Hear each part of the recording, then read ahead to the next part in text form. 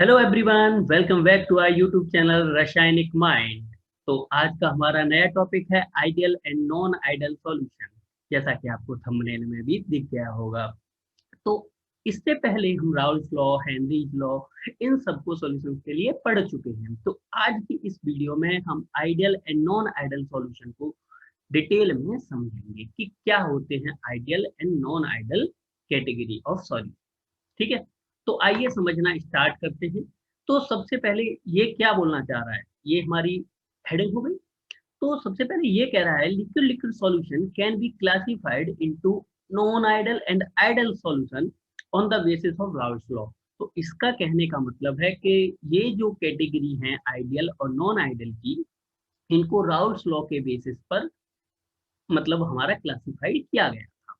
तो सबसे पहले ये और सबसे पहली बात, ये केवल लिक्विड लिक्विड सॉल्यूशन को मतलब ये उसने लिक्विड लिक्विड सॉल्यूशन थे केवल उन्हीं को कैटेगराइज किया था, और कोई सॉल्यूशन नहीं था। जैसा कि सॉलिड लिक्विड ले लें, ये इन सॉल्यूशन को इन इसने राउल्ट ने जो ये राउल्ट जो हमारे साइंटिस्ट थे, इन्होंने जो इनको कैटेगराइज किया था केवल लिक्विड लिक्विड सॉल्यूशन को ही कैटेगराइज किया था ideal and non ideal solution.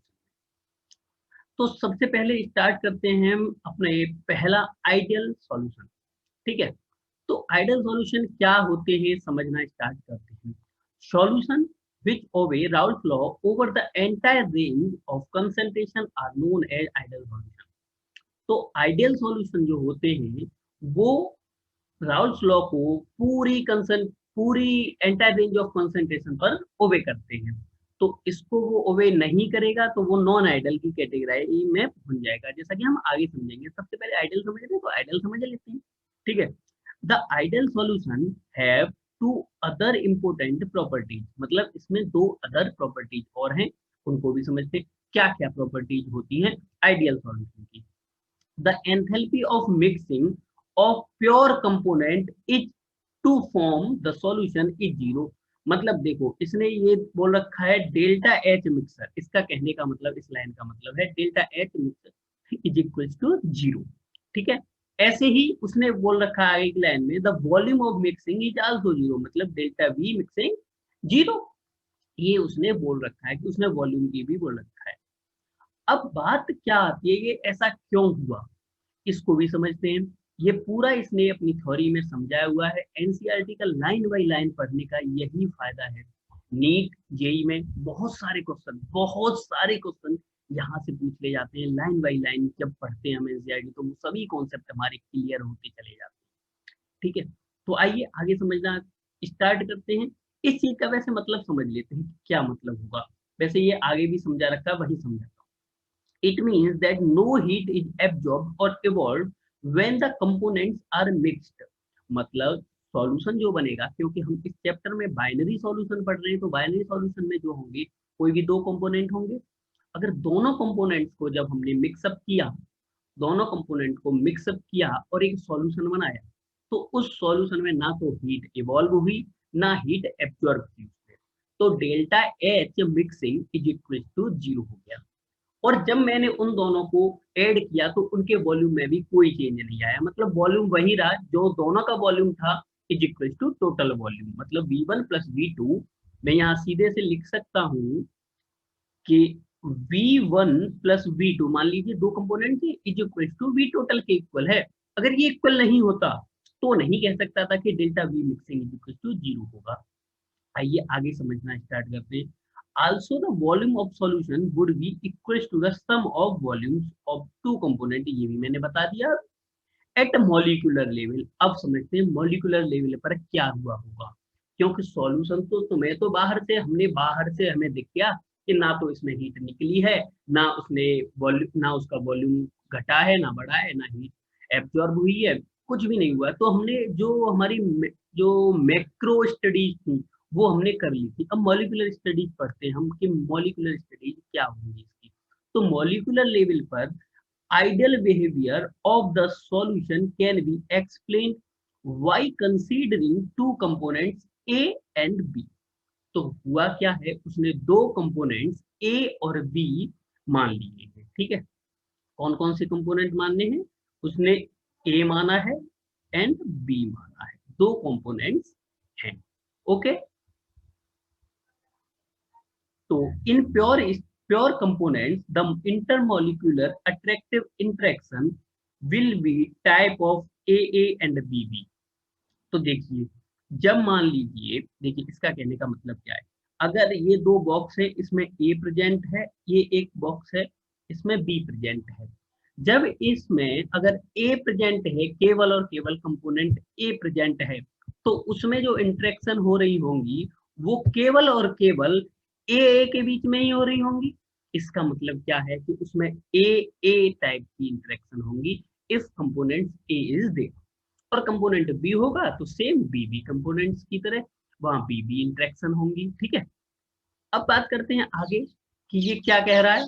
ये कह रहा है whereas in the binary solution in addition to these two interaction A B type of interaction will be present, कि एक नई इंटरेक्शन और ऐड हो जाती है, तब इनका हम सॉल्यूशन बना देते हैं।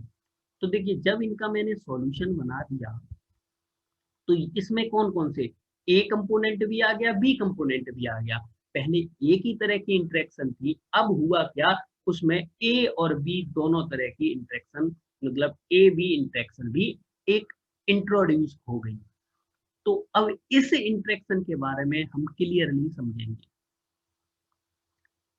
If the intermolecular attractive forces between BB are nearly equal to those between AB, देखिए ये कह रहा है ए इंटरेक्शन और बी इंटरेक्शन के नियरली इक्वल ही अगर ए बी इंटरेक्शन है, this leads to be formation of ideal solution. मतलब आइडियल सॉल्यूशन तभी बनेगा तब ए बी इंटरेक्शन के नियरली इक्वल ही इंटरेक्शन ए बी होगी। तो ए बी इंटरेक्शन का भी बहुत महत्व है। ठीक है, अब perfectly ideal solution is rare, ये कह रहा है परफेक्टली आइडियल सॉल्यूशन तो रेयर है, but some solution are nearly ideal in behaviour. समझ में आया, मतलब उसका कहने का मतलब ये है कि आइडियल सॉल्यूशन को कभी बना ही नहीं सकते। जब आइडियल सॉल्यूशन नहीं बना सकते तो उसके कंपैरिजन में, मतलब उसके लगभग लगभग इक्वल प्रॉपर्टी शो करने वाले सॉल्यूशंस को हम आइडियल सॉल्यूशन ही कहेंगे। ठीक है, solution of n hexane and n heptane, देखिए एग्जांपल दे रखे, बहुत अच्छे एग्जांपल हैं। जैसे एग्जांपल कौन कौन से दे रखे हैं, n heptane plus n hexane, ये देखिए दोनों लिक्विड होंगे, और इन दोनों लिक्विड को जब हम मिक्सअप कर देते हैं तो एक आइडियल सॉल्यूशन ही बनता है। ऐसे ही सिमिलरली, ये तो मेरा पहला था, दूसरा एग्जांपल क्या होगा कि मेरा ब्रोमोइथेन को मिक्सअप किया जाता है क्लोरोइथेन।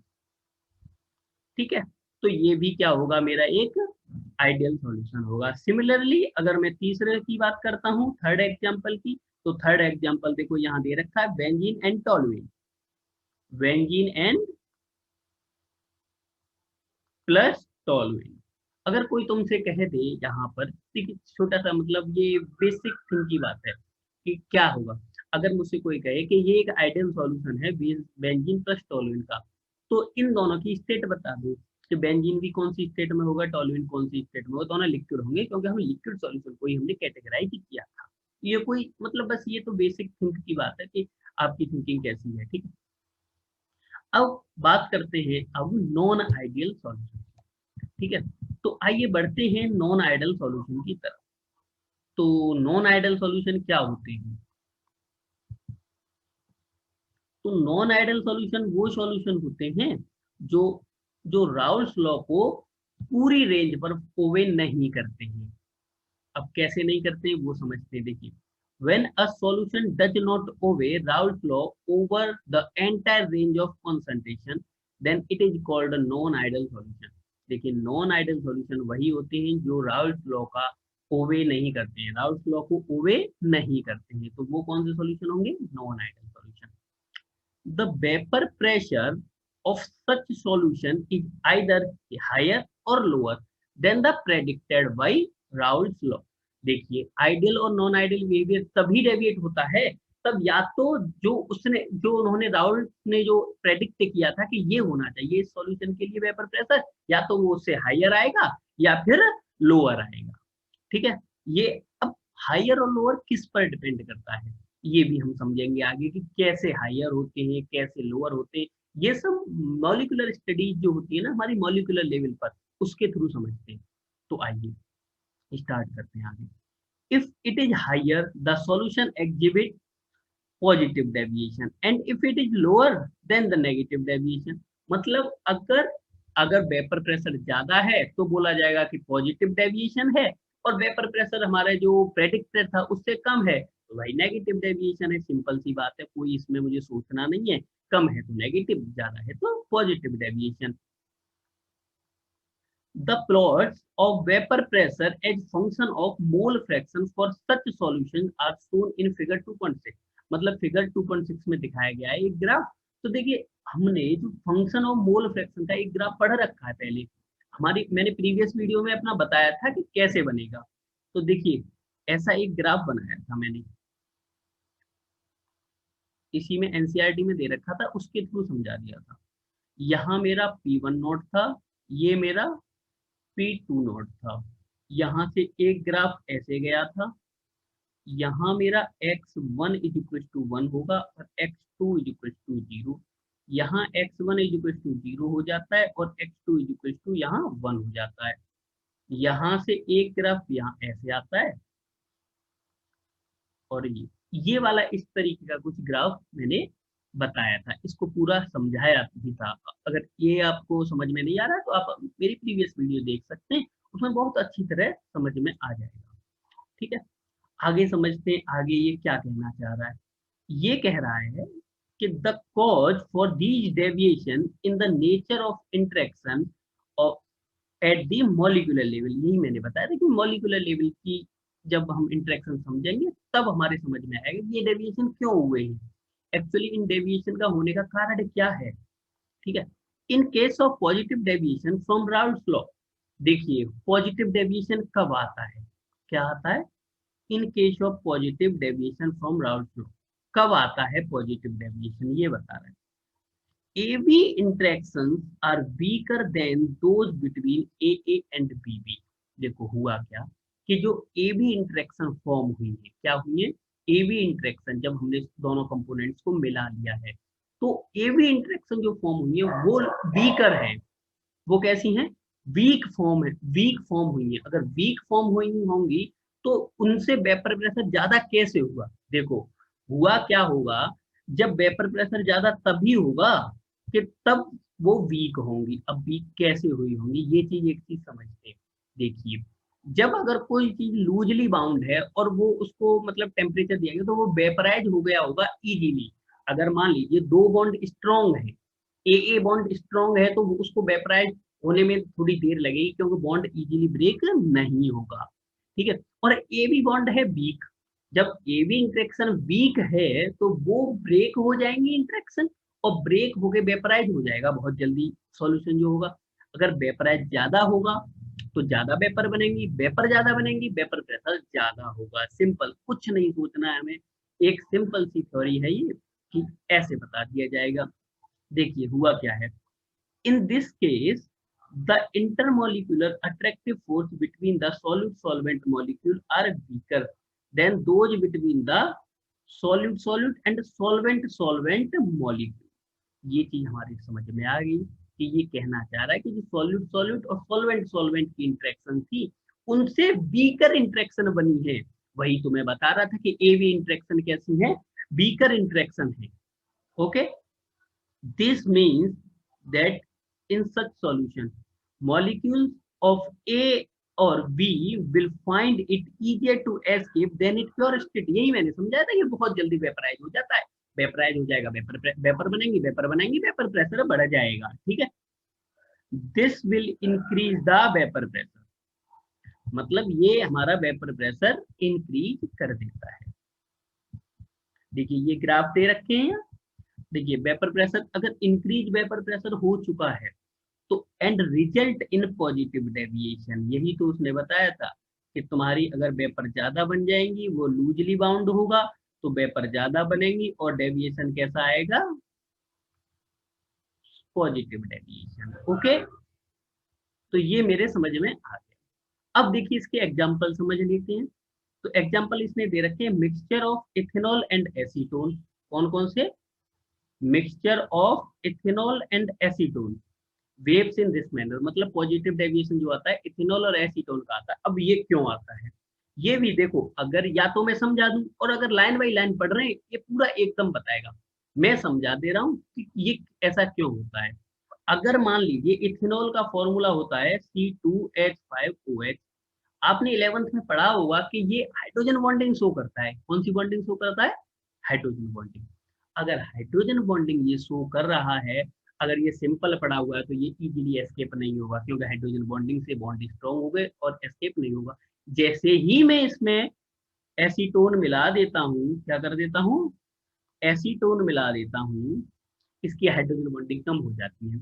अगर हाइड्रोजन बॉन्डिंग कम हो गई तो वो लूजली बाउंड हो गई। अब लूजली बाउंड हो गए तो वो जल्दी वेपराइज हो जाएंगे, वेपराइज होंगे, वेपर प्रेशर बढ़ेगा और हमारा पॉजिटिव डेविएशन आ जाएगा। देखिए समझती है, इसने भी यही समझाया, behaves in this manner in pure ethanol molecule और आर हाइड्रोजन बॉन्डेड, मतलब मॉलिक्यूल हाइड्रोजन बॉन्डिंग होते हैं। On adding acetone its molecule get in between in the host molecule and breaks some of the hydrogen bonds between them, मतलब hydrogen bonding कमजोर हो जाती है, कुछ टूट जाती है, उसके बाद जो होगा वो इजीली एस्केप हो जाता है।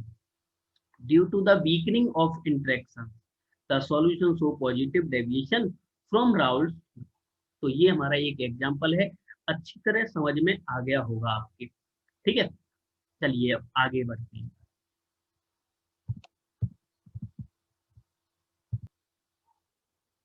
तो देखिए हुआ क्या, अब समझते हैं, in a solution formed by adding of carbon disulphide to acetone, मतलब अगर CH2 को भी एसीटोन में डाला जाता है, CH2 को एसीटोन के साथ मिक्स किया जाता है, तो इससे भी जो हमारा सॉल्यूशन फॉर्म होगा वो सॉल्यूशन क्या होगा, मेरा पॉजिटिव डेविएशन शो करेगा। ठीक है, ऐसे चलिए अब स्टार्ट आगे करते हैं। द डाई, इसमें होता क्या है, the dipolar interaction between solute solute molecules weaker than the respective interaction among the solute solute and solvent solvent molecules।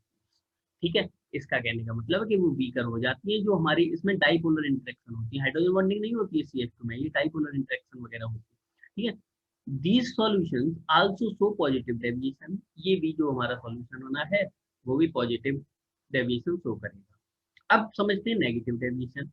In case of negative deviation from Raoult's law, the intermolecular attractive force between AA-BB are weaker than those between AB। मतलब ये कहने का मतलब ये है कि जो AA और BB इंटरेक्शन प्योर कंपोनेंट में थी वो अब वीक होंगी, जबकि AB इंटरेक्शन जो फॉर्म हुई होगी वो ज्यादा स्ट्रांग होगी। जब स्ट्रांग होगी तो वो एस्केप नहीं करेगा, एस्केप नहीं करेगा, एस्केपिंग टेंडेंसी कम हुई, वेपर कम बनेगी, वेपर कम बनी, वेपर प्रेशर कम होगा, और वेपर प्रेशर कम हुआ जितना राउल्ट ने जो हमारा प्रेडिक्ट किया था उससे अगर कम हुआ तो क्या हो गया, ये हमारा हो गया नेगेटिव डेविएशन। ओके, तो इसकी पूरी थ्योरी को समझते हैं। Decrease to in vapour pressure resulting in negative deviation. Okay, example दे रखा है, phenol and aniline, phenol and aniline का एग्जांपल दे रखा है। ठीक है, in this case the intermolecular hydrogen bonding between phenolic proton and the lone pair of one nitrogen atom of aniline is stronger than the respective intermolecular hydrogen bonding between similar molecules। देखिए अब hydrogen bonding in molecule में, देखिए इसने जो example दे रखा है वो कौन कौन से मॉलिक्यूल का दे रखा है। सबसे पहले तो फिनॉल दे रखा है, क्या दे रखा है, फिनॉल दे रखा है। ठीक है, एक तो उसने हाइड्रोजन बॉन्डिंग जो फिनॉल और एनिलीन के बीच में जो हुई है, किसके बीच में, एनिलीन का फॉर्मूला क्या है, बेंजीन के ऊपर NH2 लगा दो और यहाँ होता है लोन पेयर। तो होता क्या है, यहाँ ये लोन पेयर जो था ये हाइड्रोजन के साथ हमारी हाइड्रोजन बॉन्डिंग बन जाती है, इसको इंटरमोलिकुलर हाइड्रोजन बॉन्डिंग। कौन सी बॉन्डिंग, इंटरमोलिक्यूलर हाइड्रोजन बॉन्डिंग। और ये वाला जो ऑक्सीजन होगा वो नाइट्रोजन के हाइड्रोजन से हमारी हाइड्रोजन बॉन्डिंग शो करता है, ठीक है। तो इन दोनों के बीच में जो हाइड्रोजन बॉन्डिंग बनी है वो इनकी प्योर फॉर्म में जो हाइड्रोजन बॉन्डिंग थी उससे स्ट्रॉन्ग है। अगर स्ट्रॉन्ग होगी तो एवी इंटरेक्शन, मतलब अगर मान लू मैं इसको ए मानू और इसको मानू बी, तो मेरी ए बी इंटरेक्शन जो अब बनी वो क्या हो गई, स्ट्रॉन्ग हो गई। और जो ए इंटरेक्शन या बी इंटरेक्शन थी वो कैसी रह गई होंगी, वो वीक इंटरेक्शन रह गई होंगी। ये समझ में आ गया। अगर ये वीक इंटरेक्शन रह गई होंगी तो मैं सिंपल सा कहूंगा कि ये नेगेटिव डेविएशन शो करेगा, क्योंकि ए बी स्ट्रॉन्ग है, पेपराइट नहीं होगा, ठीक है। आगे बढ़ते हैं। आगे ये कह रहा है similarly a mixture of chloroform and acetone forms a solution with negative deviation from Raoult law. मतलब क्लोरोफॉर्म और एसीटोन जब इनको भी मिलाया जाता है तो होता क्या है कि ये मेरे positive deviation, sorry negative deviation show करते हैं। तो नेगेटिव डेविएशन क्यों शो करते हैं, this is because chloroform molecule is able to form hydrogen bonding with acetone molecule. देखिए यहाँ ये तो दे रखा है एक क्लोरोफॉर्म, क्या दे रखा है, ये क्लोरोफॉर्म दे रखा है, और ये मेरा दे रखा है एसीटोन। तो देखिए एसीटोन का ऑक्सीजन क्लोरोफॉर्म का हाइड्रोजन के साथ ये हाइड्रोजन बॉन्डिंग शो कर रहा है। ये हाइड्रोजन बॉन्डिंग जब शो कर रहा है, देखिए हाइड्रोजन बॉन्डिंग हमेशा मोर इलेक्ट्रोनेगेटिव और हाइड्रोजन के बीच में होती है। देखिए अगर तुम्हें याद करना हो, एक चीज याद रख लो, फोन, क्या याद रख लो, phone. Phone, fluorine, oxygen, nitrogen, यही तीन element mostly electron, sorry hydrogen bonding show करते हैं, क्योंकि ये बहुत ज्यादा इलेक्ट्रोनेगेटिव है और हाइड्रोजन के साथ अटैच हो जाते हैं विद हाइड्रोजन बॉन्डिंग। ओके, तो देखिए अब कुछ ऐसा था कि जो ऊपर ग्राफ दे रखे थे वो मैंने समझा ही नहीं, मैंने छोड़ रखे थे, मैंने बिल्कुल उनके बारे में ध्यान नहीं दिया। तो अब समझते हैं वो क्या थे, ग्राफ क्या कहना चाह रहे थे। तो ये दो ग्राफ, ठीक है। अगर ये ग्राफ है तो देखिए ये तो है पॉजिटिव डेविएशन का, इसका पॉजिटिव का, ये है मेरा नेगेटिव डेविएशन का। अब नेगेटिव डेविएशन और पॉजिटिव डेविएशन का क्यों है और कैसे है, देखिए ये जो लाइन है, ये वाली जो लाइन है, ये वाली लाइन,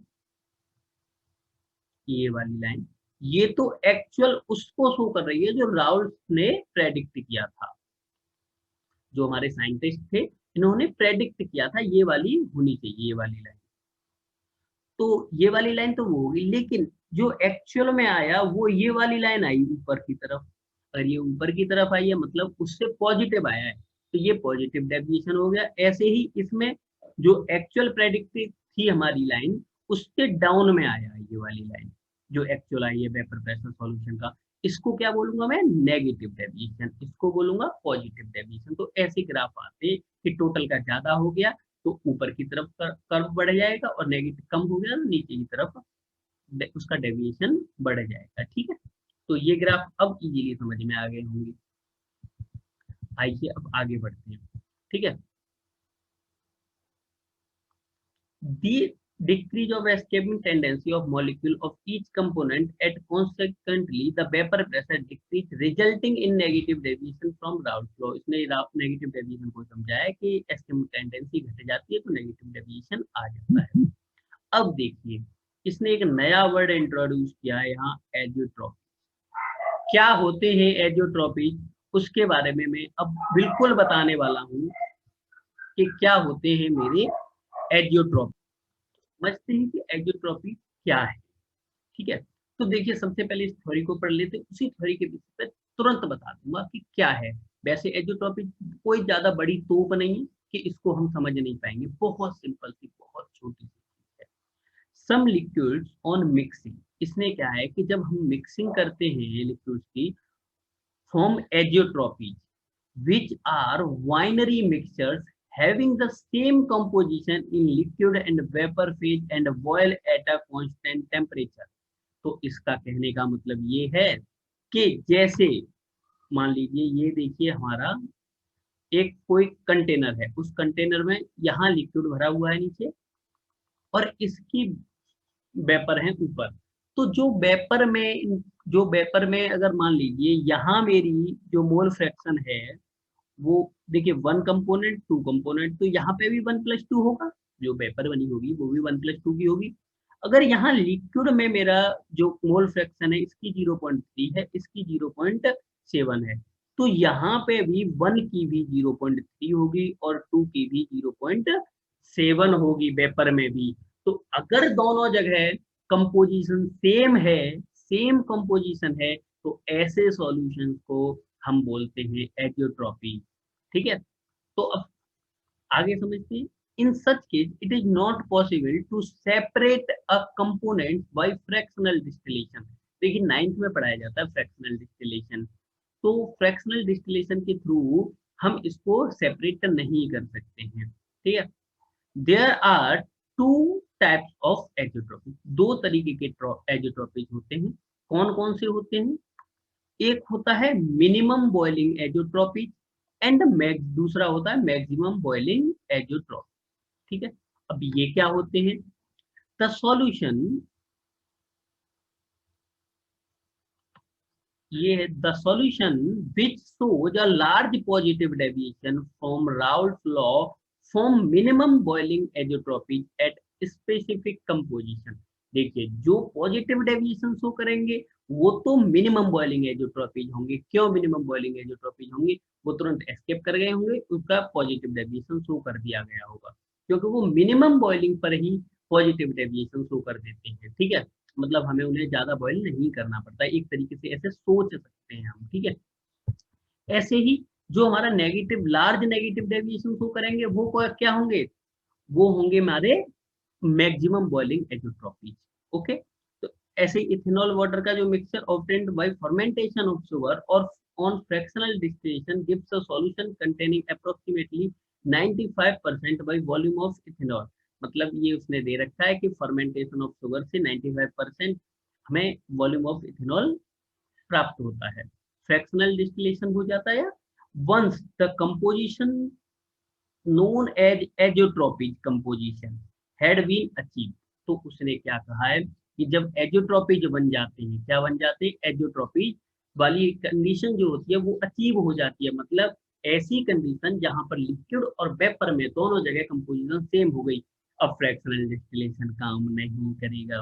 अगर फ्रैक्शनल डिस्टिलेशन काम नहीं करेगा तो हम इनको अब सेपरेट आउट नहीं कर पाएंगे। इसने यही कहा है the liquid and the vapor have the same composition and no further separation occurs।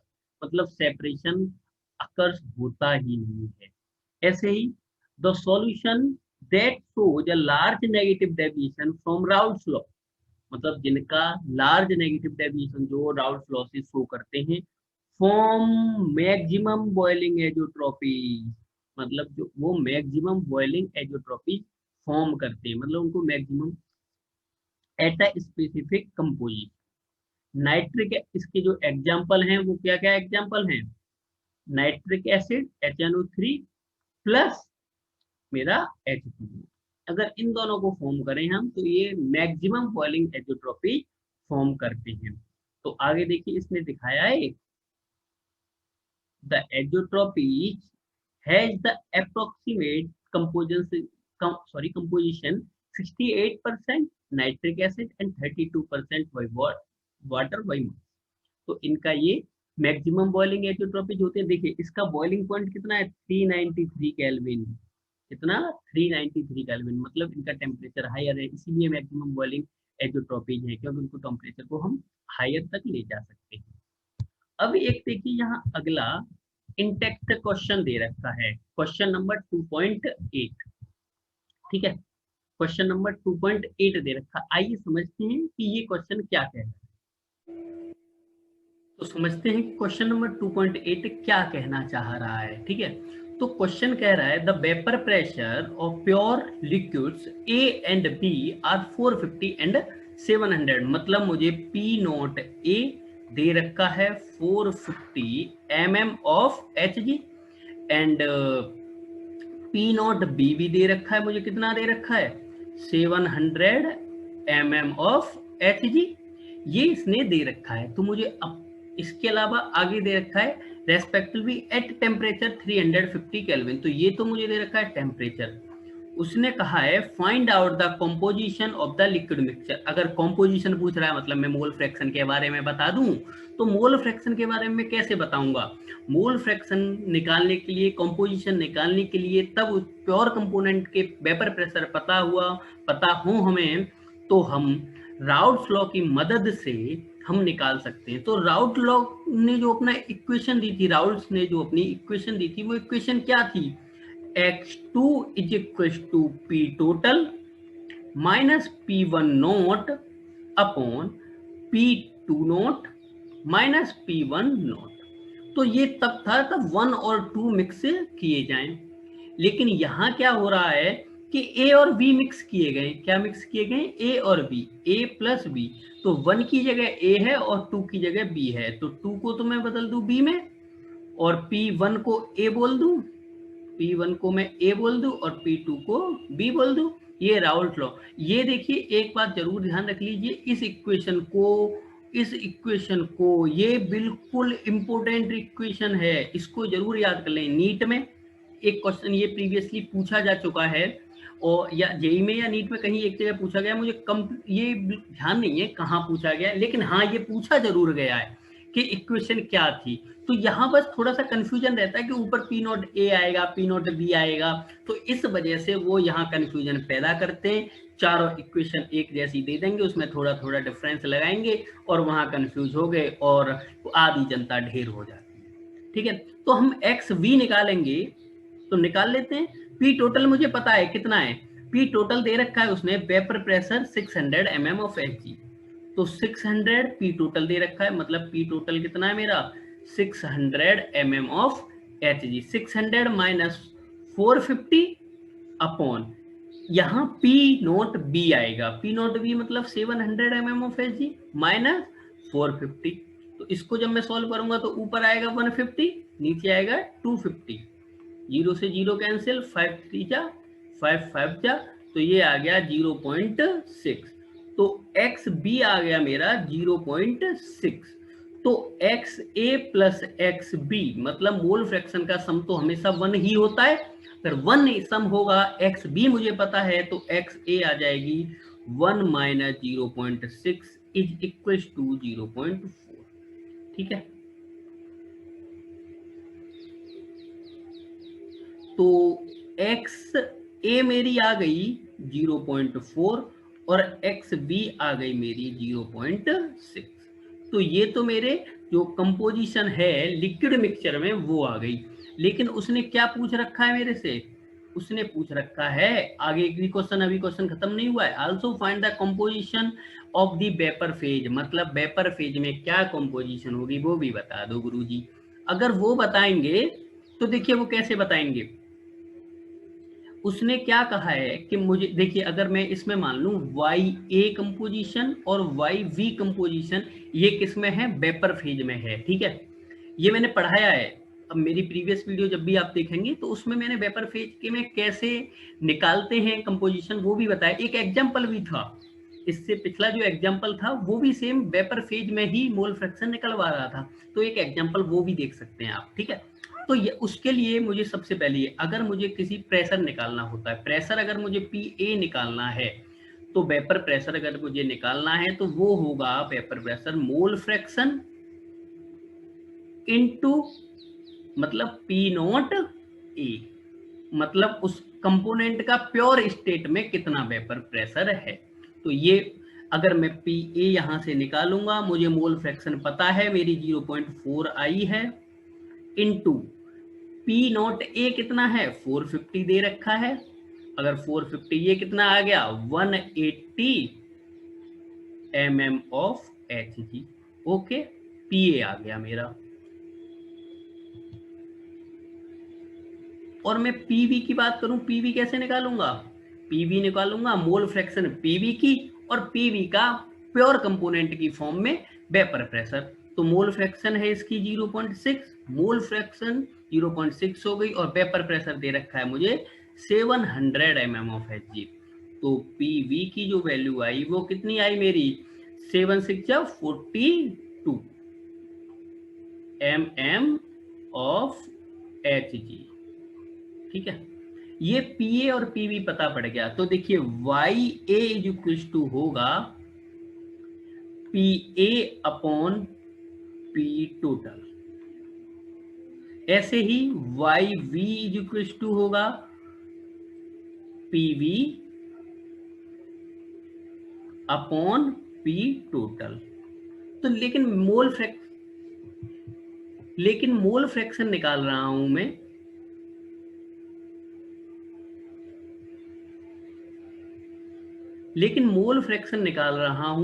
तो मोल फ्रैक्शन के लिए Ya कैलकुलेट कर लूं। Ya कैलकुलेट, Pa मुझे दे रखा है, कितना है मेरा 180 अपॉन P टोटल पहले ही दे रखा था 600। तो देखिए ये कट गया और 6 3 या 18 होते हैं और 0.3 आ गया। अगर Ya मेरा 0.3 आ गया तो Ya plus Yb is equal to 1 होगा। तो Yb मैं यहाँ से निकाल लूंगा, 1 माइनस 0.3 इज इक्वल टू 0.7। अगर कोई मुझसे कहे कि मैं यहाँ से निकालूं तो भाई यहाँ से निकाल लो, कोई दिक्कत नहीं है। Yb Pv की वैल्यू रख दो।